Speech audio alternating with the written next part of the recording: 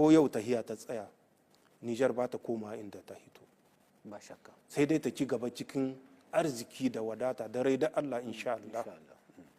Muna yi ma 'yan ƙasa godiya bisa kai ga wannan goyon baya da sun ka ba.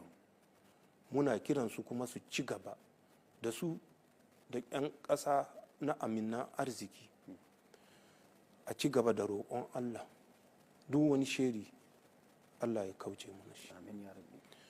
Muna godiya ga ƙasashen da sun ka kama muna tun shiganmu cikin wannan hali har zoke ga yau har kuma gobe insha Allah.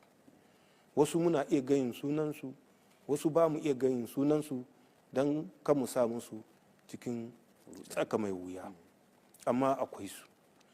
Muna godiya ga ƙasashe, sabin ƙasashe da muke son mu ƙarfafa hulɗa da su kuma cikin darajantawa da kyautatawa da amana, kowa cikin nuhin shi na alheri Allah ya sa ya cimma guri. Ƙasashen nan da ke kama muna da waɗanda za su kama muna, amma kamawa ta daraja da mutunta, muna fata alheri gare su kuma muna roƙon Allah gurin nan da mun kai, alƙawalin da mun ka ɗoka na sa 'yan ƙasa su shiga rayuwa ta wadata, mu hita cikin kuncin rayuwa, Allah ya kama muna mu cimma guri.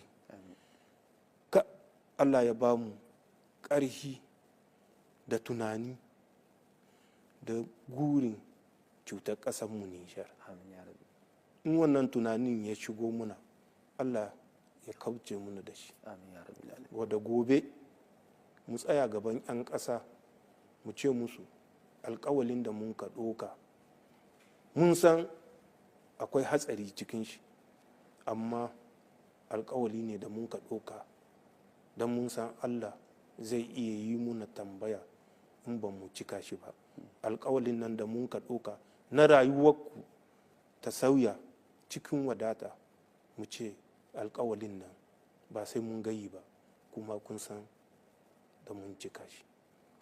Wannan bidiyon ku share shi, ku like, sako ne zuwa ga sojawan masu albarka, kuma sako ne ga jinjina zuwa ga babanmu General Salifu Modi. Wannan latizon jima ana fama tuttuba komi Nijar ta zauna lafiya. Wannan bawa Allah Ubangiji ya sha sai mutuwa ta shahidai. Hawa Salihu Modi kenan. Wani sako suka wallafa da cewa sojan Nijar gada su yi maran gomi ko na kwayar zara ga 'yan ta'adda, saboda mai makiyinka idan shi ya samu dama akan ka bashi taɓa gama ba. Wannan zuciyar maza kenan, duk da ya zama to an shima, amma zuciya tana nan kullum sabuwa take komawa. Wannan message ne for a duk wuce. Allah ya ba ku sa'a, Allah ya sa kuma ku cika da kalmar shahada, ku mutuwa ta shahidai. Ku yi mana share wannan bidiyon sosai, ku yi mana like, mu ga ruwan like, saboda shanjina ne ga so zamu baki ɗaya. Wanda suka rage mu gidan gaskiya Allah shi musu rahama, kuma Allah ya karbi shahada su. Wanda suka rage ta su ta Allah ya sa cika da imani. So shi ba tuwon kaya suka ce miya annura, muna gida muna bacci su ko suna daji. Iko Allah na gwamnati kenan. Shafo babban magana, rikici ya barke a birnin Niamey kusa da Aéroport a halin yanzu. A jiya muka samu wani faifan bidiyo na wasu bayan Allah suna tofan alatsi ne da tofa albarkacin bakinsu kan wasu rusau da aka ce an yi ko kuma za a ci gaba da yi a birnin Niamey, amma a kusa da Aéroport na filin jirgin Jihar Hamani da ke birnin Niamey. A halin yanzu wannan bidiyon ita ke yaɗe kafafen yaɗa labarai irin su TikTok, Facebook, mutane na ta tufa albarkacin bakinsu. A halin yanzu dai bari mu faɗa muku cewa tun watan Abril da ya gabata aka ce za a tada duk wasu waɗanda suke kusa da aeroport, saboda wannan hilayen sun sai su ba bisa ƙa'ida ba a gwamnatin baya da ta shuɗe.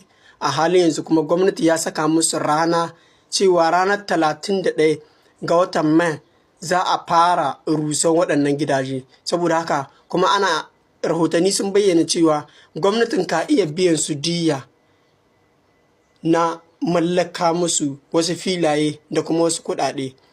To sai yanzu rana ta cike, idan ba manta ba kuma ranar 9 ga watan Abril ga watan Mai ranar 9 ga watan Mai zuwa 8 ga watan Mai an yi ziyara wajen da za a rushewa, kamar yadda kuke gani fotunan nan na yawo a cewa za a rushe. To a jiya aka fara wannan rusokin, sai mutane suka fito wasu ɗaiɗaiku suna tufan alatsi ne, suna menene.